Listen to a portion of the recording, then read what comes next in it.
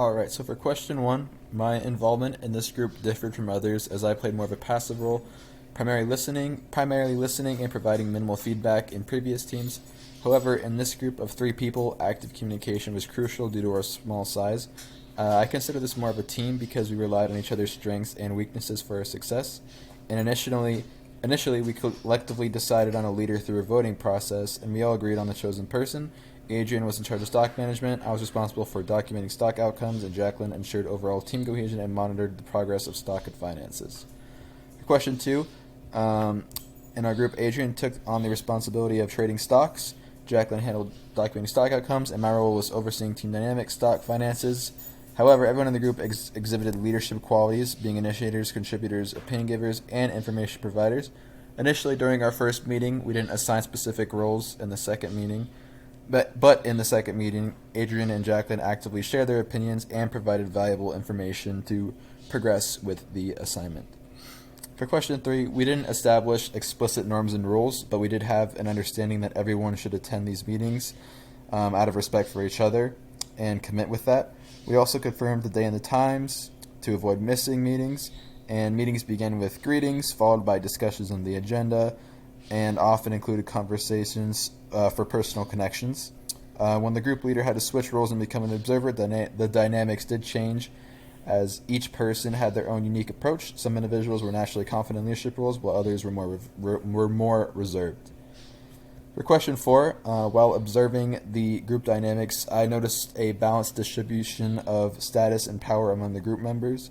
However, certain individuals stood out more than others, having a higher status. The designated leader had the ability to shape decisions and actions and leveraging power bases such as expertise, charisma, and connections, and some individuals effectively utilized their power to achieve desired outcomes while others did not. For question five, throughout the group progress, we observed a notable shift in interaction dynamics. Initially, there was hesitancy and uncertainty as we familiarized ourselves with one another.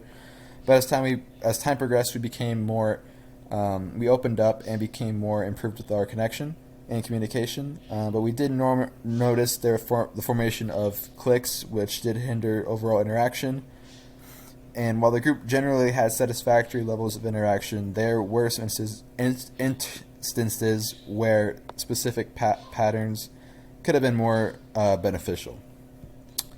For question six, our group underwent multiple stages of interaction as we progressed with our project. We were in the forming stage, dedicating time to getting acquainted and understanding each other's strengths and weaknesses. We also transitioned into the storming phase, encountering conflicts and disagreements regarding the project's direction. Nonetheless, we effectively resolved these issues and advanced to the norming stage, where we collectively established clear objectives and fostered a shared understanding of our tasks. Ultimately, we reached the performing stage, operating harmoniously as a cohesive unit to successfully accomplish our project. For question seven, we opted for a flexible approach, lacking a specific agenda guided by reflective thinking or established formats. Instead, we held regular team meetings to review our progress and address challenges. Collaborating through a shared online document, we actively exchanged ideas. This approach proved successful as it enabled us to effectively navigate obstacles and accomplish our project within the set time. However, in future endeavors, implementing a more structured agenda could enhance our efficiency, ensuring we remain focused and maximize our collective time. And lastly, for question eight, our group demonstrated a commendable level of effectiveness, successfully completing our assigned tasks and meeting the assignment's deadline. I appreciated the strong communication and teamwork within our group, which contributed to smooth and efficient collaboration throughout the process. However, I recognized room for improvement in terms of time management. Towards the end of the assignment, I often found myself rushing to meet the deadline. And if I were to approach a similar assignment in the future, I would propose two modifications. Firstly, establishing clear guidelines and expectations right from the project's outset. That would help maintain responsibilities. And secondly, I recommend scheduling regular check-ins and progress reports in order to keep everyone accountable and on track. Implementing these changes would enhance our overall organization and minimize the need for last-minute scrambling to complete the assignment. Thank you, and goodbye.